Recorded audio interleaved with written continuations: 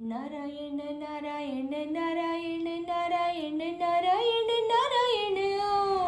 ఓం నమో నారాయణాయ. మనం అత్యద్భుతమైన దివ్య దేశాల గురించి చెప్పుకుంటున్నాం కదండి. ఈరోజు అద్భుతమైన దివ్యక్షేత్రం 108 వైష్ణవ దివ్య దేశికాలలో 52 తిరుక్కారకం. గర్గ మహర్షి తపస్సు చేసి జ్ఞాన సముపార్జన చేసిన ప్రదేశం కనుక దీనిని గారగం అని పిలిచేవారు. తరువాత నానుడిలో కారకంగా పిలువబడుతుంది. తిరుక్కారకం దివ్యదేశం. మూలమూర్తి కరుణాకర పెరుమాళ్, కరుణాకరధన్. తాయారు పద్మామణి నాచ్యార్.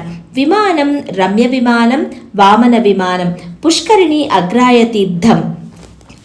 కాంచీపురంలోని ఉలగలంత పెరుమాళ్ కోవెలలో 3వ ప్రాకారంలో ఆదిశేషుని మీద ఎడమకాలు మడుచుకొని కుడికాలుని క్రింద పెట్టి రమ్య విమానం క్రింద గర్భగుడిలో అత్యంత కరుణాపూరిత హృదయమూర్తిగా దర్శనమిస్తారు పెరుమాళ్. ప్రధాన దైవం కరుణాకర పెరుమాళ్, అందుకే కరుణాకరన్ కోవెలగా పిలుస్తారు. ఆళ్వారులు మంగళాశాసనాలు చేసినందున ఇది దివ్యదేశంగా కీర్తించబడింది. 4 దివ్యదేశాలు కలిపి ఒకే దివ్యదేశంగా పరిగణిస్తారు. అవి ఈ తిరుక్కారకంతో పాటు తిరుఊరగం, తిరుకారవానం మరియు తిరునీరగం. కార్ అనగా తమిళంలో వర్షాలను సమృద్ధిగా కురిపించే నల్లని మేఘం అని అర్థం.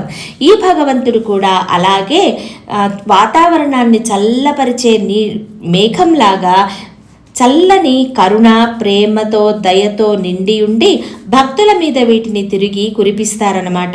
దీనికి బదులుగా అత్యంత నిర్మలమైన భక్తిని కోరుకుంటారంతే పెరుమాళ్.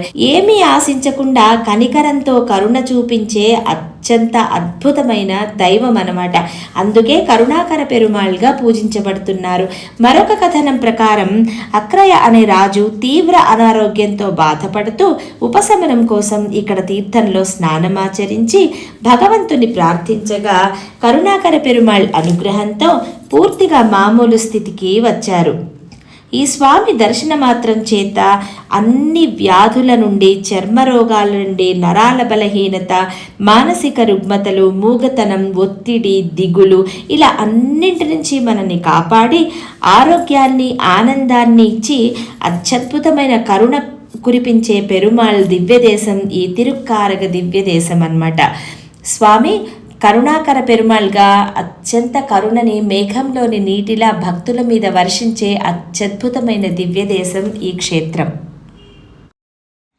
సో ఇదండి అద్భుతమైన స్థల మహత్యం, ఈ పుణ్యక్షేత్రం, ఈ దివ్యదేశం గురించిన పవిత్రమైన స్థల పురాణం.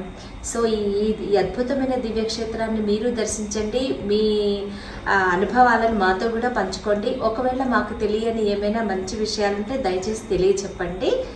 ఓం నమో నారాయణ.